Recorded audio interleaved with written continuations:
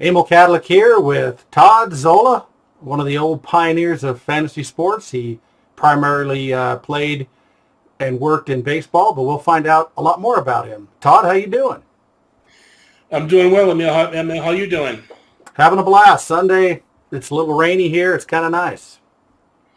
Rainy? Well, it wasn't Arizona where they actually rained games out yesterday. How about that? Oh, I didn't even know. I wasn't paying attention. That's pretty good. Oh, yeah. Maybe we're getting the storm they had. Maybe. Yeah, it's very rare. A whole Saturday days of exhibition slates wiped away. Wow. Yeah. Was that in Phoenix or Tucson?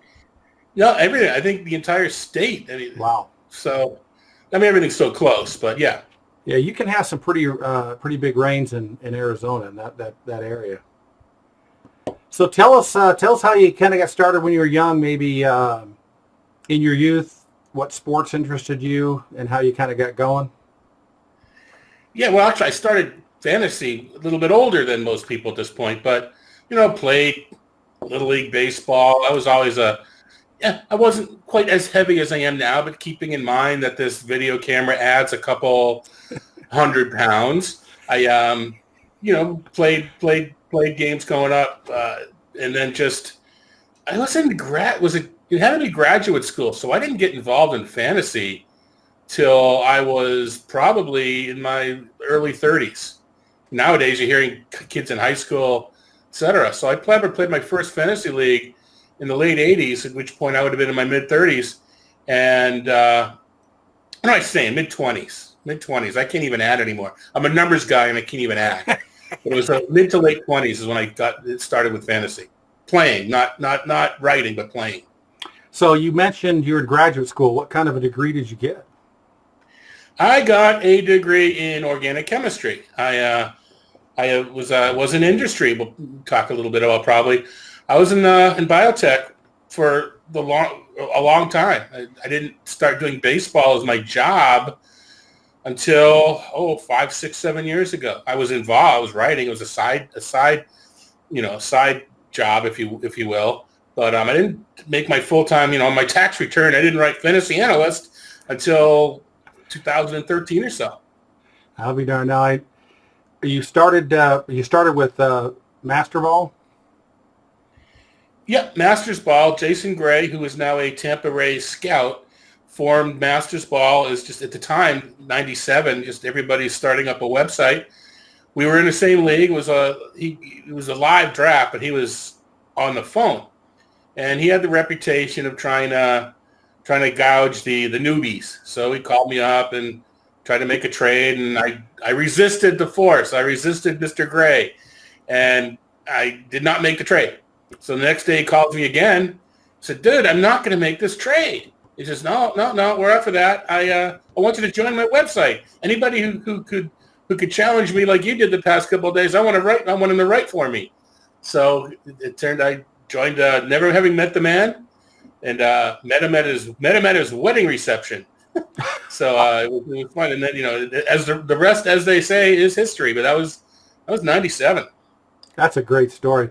In 97, just as a side note, I'm just curious, fantasy baseball or rotisserie baseball, whatever you're playing at the time, was it primarily auction drafts that people did around the country? Yes, it was just starting to bridge into drafts at that point. I mean, baseball, I don't want to say got easier, got harder, or devolved, but it started as single league auctions. And it's now, as you know, mixed league drafts is the most popular. And anything that gets people into the industry is fine by me. But in a sense, it kind of devolved. The first league that I was in the late 80s, what we did was we weren't live in a room doing an auction. We wrote out our prices for what we were willing to pay for each prices. We mailed it to the commissioner, who then mailed us our results back. So it was an auction league in that it was prices. It was kind of like a victory style. Whoever wanted to pay the most for this player got them, and he just went down the lists until all the teams were distributed. So wow. Because it was, now of course we're online and everything else. But that was the first league that I actually got kicked out of that league for trying too hard. I love that. Really, that's the ultimate in pride, getting kicked out of a league because you do too well. Yeah, well, what happened was if your list of players wasn't long enough, you got to choose from whoever was unpicked. So there were always, for a couple of years, I learned there was a whole bunch of players that no one picked that were really good. So I purposely made my list short so that I'd get to pick out of the undrafted players, and they retroactively get their stats. So the league's like, if he's thinking on this level, we don't want him in our league. So that was the last year I played the league. That is, what year was that? Do you remember, just off the cuff? Oh, had to be early 90s. Wow. But at this point, the internet, I mean, it was Netscape and it was Usenet, but you could still hook up online and either find a local draft, like I just mentioned this one with Jason, find a local draft, or you could play online. I mean, at this point, we're into the early 90s. It's AOL, right? I think we both probably remember the days where we the first thing we did when we went to a hotel room was plug our phone in and find a local AOL, number. A little different now. Oh, man, that brings back some memories. Yeah. So you moved to fantasybaseball.com? Yeah, we were one of the first. Yeah, they Fantasy Planet. They purchased Masters Ball. At the time, I'm still in biotech, so this is just still a side gig, a side hustle, I think the kids call it. Yeah. And we moved to fantasybaseball.com, and we were the primary content provider for their baseball. They had fantasyfootball.com, fantasyhockey.com. They had all the URLs. So Masters Ball was the primary content provider. There were some changes within fantasybaseball.com, and I left. The guys that came with, well, Jason at this point was still he was still with Masters Ball, but he went to ESPN, and I was sort of now in charge. And it wasn't I didn't want to necessarily be in charge. It wasn't the original plan. So I actually left the contract, and I actually relaunched Masters Ball on my own this way. Even though I'm in charge, I'm doing it my way. So relaunched Masters Ball a couple years into that contract, and a couple years later, merged with our late friend Lawr Michaels, merged Creative Sports into Masters Ball. So ever since then, it's been back to being a private site. We kept the name because it was sort of Masters Ball provides the content for fantasy baseball. They wanted the name brand of Masters Ball still hanging around. There wasn't a website, but I kept ownership of the name and that sort of thing. So is that domain still something you guys own, mastersball.com? It is now mine. Yeah. Actually, before Lawr left us far too early, yes, we unmerged because he had all these grandiose plans, and it wasn't that I wasn't into them, but it no longer fit. At this point now, I'm doing baseball full time. Masters Ball is my mothership, but I'm working for ESPN and RotoWire, some other places. So he wanted to grow his own business. And being with me, it just made more sense to take Creative Sports back into the universe, and would have loved to have seen what Lawr was going to be able to do with it. He had such great plans. Unfortunately, they never came to fruition. But yeah, Masters Ball is now pretty much a solo entity. It's part of my, I do this now as my job. It's part of my income, my revenue. But it's just part. Like I said, I do work for ESPN, and I work for RotoWire to make ends meet, so to speak. Gotcha. So now you said Creative Sports. Where did they come into play again? Just Lawr Michaels has always been a friend. That was his work? That was his site, Creative Sports? Yeah, that was Lawr's site. Yeah, keep going. And when I relaunched, we actually shared server space, and people wondered why we didn't just get together right at that point. I mean, the least kept secret was we were eventually going to merge. It took a couple of certain scenarios to come together to make it worthwhile, but we eventually merged, and we stayed together for the next 5 or 6 years. The dates I'm not exactly sure about, but yeah, I mean, I've been friends with Lawr since 2001. We've been buddies since around 2001. So, known him for years and years. He had written for Creative Sports, so had known him for years and years. Fantastic. So was Creative Sports his site, or was it just some big company you guys both worked for? No, his site. That was his baby, his brand. It's a nice name. His company. Yeah, well, and I said, and I don't want to say, I want to call it a eulogy, but I accepted Hall of Fame induction on his behalf for the Fantasy Sports and Gaming Association. And one of the points they made was Creative Sports was the perfect name for Lawr, because it's sports, but the way he thought was so creative, and it kind of made a good pairing, and a little yin and yang, as it were, more of a rooted in numbers, scientific on my end, and more of the artistic nature of the game on his. Wow. Were you guys primarily baseball still at that time? Did you do anything else? Lawr did a lot of stuff. He was in football and golf, and I've always played other fantasy sports. I used to play fantasy basketball. I still play fantasy football. I don't play in the high stakes arena like I used to, because I got tired of not winning, and it's not a good thing to continue to do that. So I got out. I still play my local leagues. I still play my home leagues. I just didn't have the time, because once baseball became my job in April and May, to put the work in that these guys are putting into fantasy football. So I still can play my home leagues. It's fine. I wasn't, I couldn't keep up with the guys in the high stakes arena, an area very well, obviously. So it's just I still do the high stakes baseball, but I wrote about football for Fantasy Alarm when I was with them for a little bit, but I could write about football. When were you with Fantasy Alarm? They were when I made the decision to do this full time. Would have been around 2013, 2014. They were one of the first, along with Baseball HQ, that reached out when I made it be known that I would like to make this my job. I also had a job at MLB.com. It wasn't fantasy. It was QA of the social media at the time. So that's how I made as it were, made ends meet. But I wrote Fantasy Alarm were one of the first to reach out. Rick Wolf wasn't with them yet. He joined them a little bit later, but they were one of the first to reach out and offer me, a side gig that I had to add up all these different side gigs to make it enough that I could make a living. But it was a great time. I left them to go to RotoWire. It wasn't anything other than it just was the ability to do a little bit different work, and just different companies at the time, and still love the guys at Fantasy Alarm. They've and we're still good friends. It was nothing like that. This whole as you know, this industry is very symbiotic, to use a scientific term. So it says here KFFL also. You worked a little with them? Yeah, well, at the time, Masters Ball was part of the USA Today umbrella. Oh, was it? Oh, okay. Yeah, we were minor part, but we were part. So I would contribute. KFFL and Masters Ball had a content exchange. So what I would do for KFFL, I think I did a mailbag for them.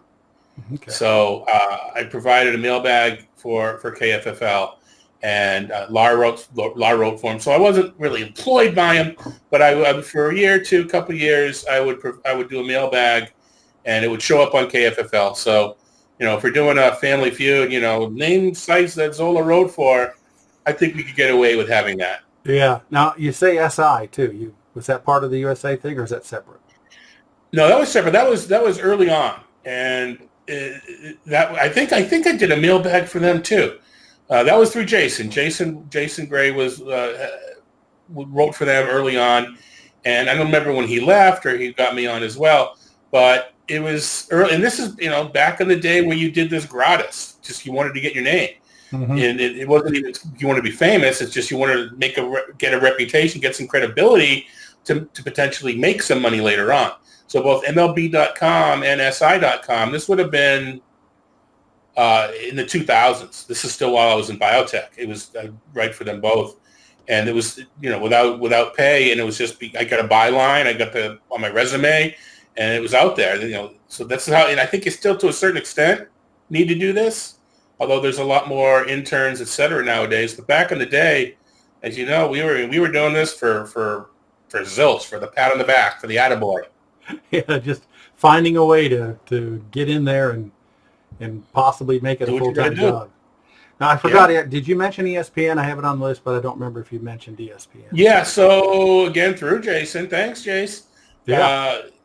And they do pay me. So I started working with lot of stuff and projections and back in the background, and then over time morphed into doing more feature work for ESPN, writing on site, writing online.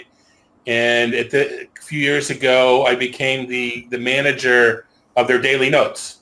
So every day during the baseball season, we put out a daily notes article where we talk about players that are in good, favorable matchups that day. A lot of ESPN games are head-to-head and daily moves, so people want to know who to pick up that day, what pitchers to stream. So I manage the daily notes team. So I write it several times a week, and the other days when pitching changes, I send the updates, and I manage the other guys that do it. And I do some feature work and behind-the-scenes projections and stuff for ESPN. So they are at this point, myself, ESPN, and Rotowire are the three main sources of my freelance income. Oh, my. So back to your degree. You got a degree in biotech. What level was that? It sounds like you're... Master's degree in chemistry. Wow. Within the PhD track, and I just decided what I wanted to do with my degree, I did not need a PhD. So ended a little bit early and ended up getting the master's and worked peptide chemistry 15, 18 years. So it was a long time, it's a long time. Some of those were unemployed. It was a couple of years of in-between jobs, but it's the way it goes. But had to take some time off from the workforce to take care of my dad, who was ill with Alzheimer's at the time. And when he finally passed, couldn't get back into the workforce. Tried. And at the time, it just wasn't able to get a job. And part of it was because I was at this point, to make a living, just to get by with unemployment, et cetera, I was doing a lot of baseball. I was actually with ESPN at this point, and et cetera. So it may be a good thing that I couldn't get a job, because I would have been the guy getting in trouble by the boss. What are you on the internet for? What are you doing on the phone? Looking up the baseball. So it's probably a blessing in disguise that no one wanted to hire me. But, I take a pay cut from being in biotech in Cambridge, Mass. to, hey, folks, this is not the lap of luxury here. I haven't missed many meals. I'll give you that. But this fantasy stuff, you're not living in the lap of luxury. So I miss the Cambridge, Massachusetts paycheck. I do not miss the travel. I do not miss the traffic. Yeah. You work in your office at home, right? Yeah. Yeah, my commute is maybe 20, 25 seconds. Yeah, that's tough. You may want to walk around the house every once in a while to get exercise or something. Exercise? Yeah, I know what you mean. I shouldn't have mentioned it. So, you have a talent to write, obviously. Was that inherent, or did you learn a lot while you're going to college, or how did that all kind of formulate? Yeah, you see, in science, you're a technical writer. Yeah. And that's different. Now, it helps when I do the in-depth research pieces, because that's a lot of technical writing, but that's dry. That's that's dry writing. You got to do it, but it's dry. So I had to learn, and I had, if you ask me for the best one, it was Brendan Roberts at ESPN. A couple of editors along the way that, all right, you can put sentences together, but you need to appeal to the fantasy audience. You're not passing a scientific article around to get into a journal. So Brendan worked a lot with me and developed a style that I feel is conversational. I feel is a little bit light. I can get in depth when I need to, but I can construct a sentence. But it's to make a piece, especially nowadays, as you know, where it's all mobile. You better write these 1,200 words so I can read them in between train stops. So you don't want to get as much in depth as maybe as we used to. But I think I developed that style, and it's fun. It's you can slip in between styles, and that's one of the nice parts about freelancing is, at least for my own work, I can write however I want. But I'm also blessed in that the places I've worked for have let me be me. That's fantastic. Now, what you're saying about train stops is your customers are on a train and they want to read for a certain amount of time. You don't want the article too long. That's the way of the world nowadays. It's on the mobile devices. It's on the little column rectangles. That's everybody's reading there. So sure, research pieces you sit down when you get home out of work and you read them. But all the websites that are telling you now, pithy, get to the point. Give me a strong opening, get to the point, and end it. Give me something to deal with. Give me something actionable. That's just the way people are nowadays. And sure, you know when to take your time and write a long research piece, but it's instant gratification nowadays. Wow, I just it's fascinating. I never makes sense, but obviously I was a little uninformed that was such an interesting thing. Now, didn't you play in the WCUFF way back when? I played. Yes, I know we played. We met for the first time in WCUFF in the baseball version. Maybe that's why I I don't saw know. you. I just remember you being. I remember meeting you at one of those things, and I don't remember which one it was. Yeah, I think it was at the boardwalk, and why I remember that, I have no idea. In Atlanta, Georgia. But the year before, Atlanta. Go ahead. Yeah, the year before the NFBC launched as the NFBC, there was your contest, and I did play in that. Yeah, that's. I think it was 03. 2003 was the first WCOFB. For baseball. Very well. Yeah. Brings back some crazy memories. Yeah, that's back when I had Masters money. Now I have Masters ball money.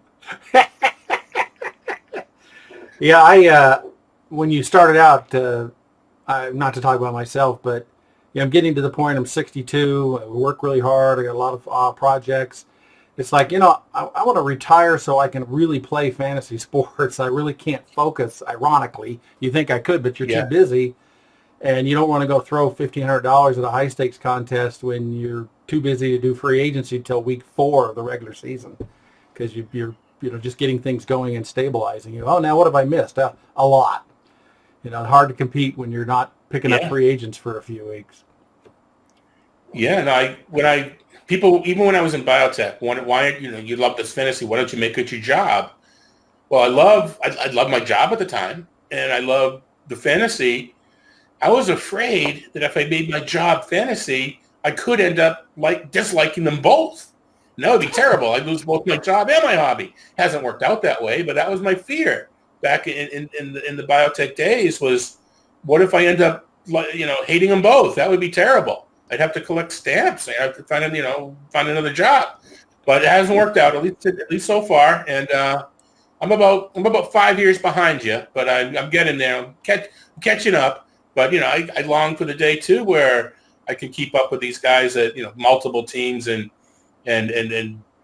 not everybody doesn't know exactly what I'm going to. Well, I don't want to use that as an excuse. If I lose, it's because I lose. It's not because people think they know what I'm going to do. But I know what you mean. It's you get done all day long working on baseball, and then at night you want to do something different, and you got to manage your teams. Yeah.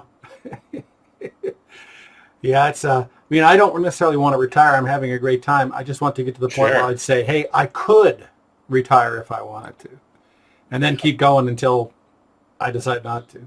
I'm not there yet. There you go. I'm not there yet. Anything else you want to? Anything else you want to bring up that we missed? Well, it's as in nowadays, you talk about writing. We're talking face to face. This whole podcasting and radio, a big thrill for me personally. Again, not to be famous, but it's a kick. I'm on Sirius XM over the weekends. Not only that, I'm on for the RotoWire. I'm on the network show, not just the fantasy channel. They give us an hour on the network, so that's kind of fun. It's which network is that for RotoWire?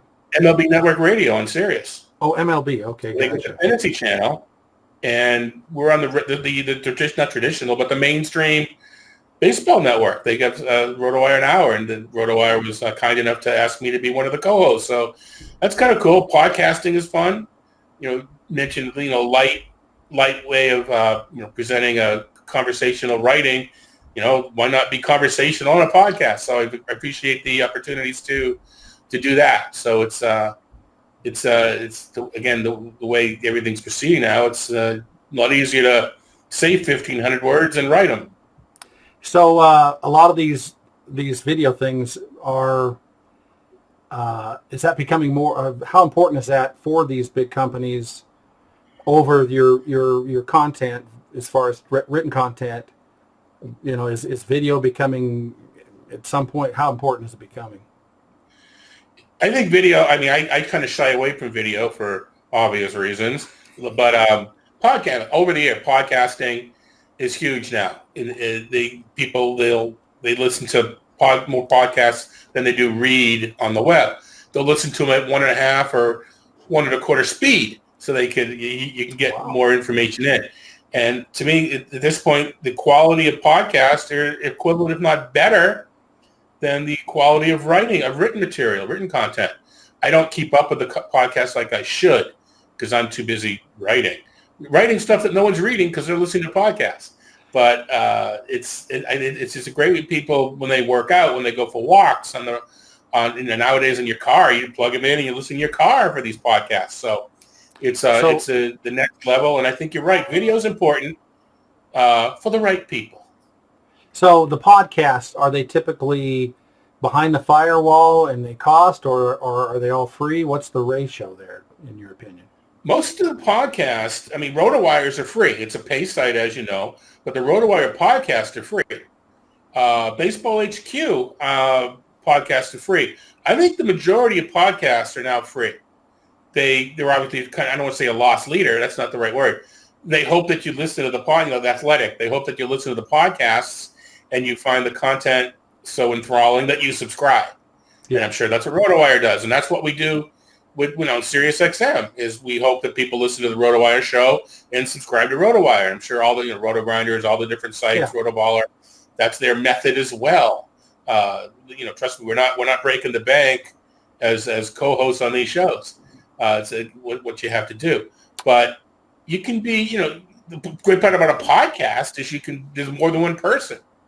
You can communicate back and forth. You can argue. You can fight. You can embellish each other's points. So I think it's a really cool way to pass along this information that you can't do all the time with writing. Writing's not going to go away, but it's the next level, and I think video is the level after that. But you can't watch a video in your car, something like that. A lot of times, though, you can take your video and take the audio out of it, make a podcast out of it. Yeah, people could actually turn the video on in their car just to listen to the audio. Sure. So it's easy to break that down. Yeah, I find it fascinating that podcasts are so huge now, yet most of them are free. And obviously, you're trying to drive people to your website. I'm not 100% sure if that's really working that way, but it must be working because people are enjoying it and the businesses are doing it. So something must be working. And it's just, you write for an hour, you felt like you worked for an hour. You talk for an hour and you don't feel like you worked, because you probably would have talked to the guy anyway, so it's also a mindset, I think. And I like your point about 2 or more people, because you can engage, you can make fun of each other, you can have flow, you can have entertainment and information, you can argue about your ideas and say why you think this and why you think that. And I think the entertainment value and the communication, I think it's almost I've seen people do single podcasts with one person, but I think the 2 or more is so much more enjoyable for the customer and added value to the customer. No, absolutely, for sure. Just like what we're doing right now. There you go. Well, this is fantastic. We're all at 28 minutes. We could talk forever. If you got anything else, let me know. I don't mean to stop, but no, we're good. It's your interview. We're good. I plugged and thanked the people I need to plug and thank. I think so. We're good. Yeah, I think you may want to send Jason Gray a Christmas card or birthday card this year. Sounds like he helped out a little bit. Yeah, he reminds me of that. No, Jason's a great friend. We like to think we helped each other's careers a bit, but yeah, don't tell him this. Don't tell. I am a Boston Red Sox fan, but when Tampa's not playing the Red Sox, I'm rooting for the Rays. Gotcha. Cool. Well, we'll have to get him on here too and interview him. I've got so many people. The list keeps getting longer the more I talk to people. But great, Todd. You're truly a fantasy sports pioneer, and thanks for being on the show. Appreciate it, Emil, and we'll see you down the line. Yes. All right, let me turn this off. Thank you so much.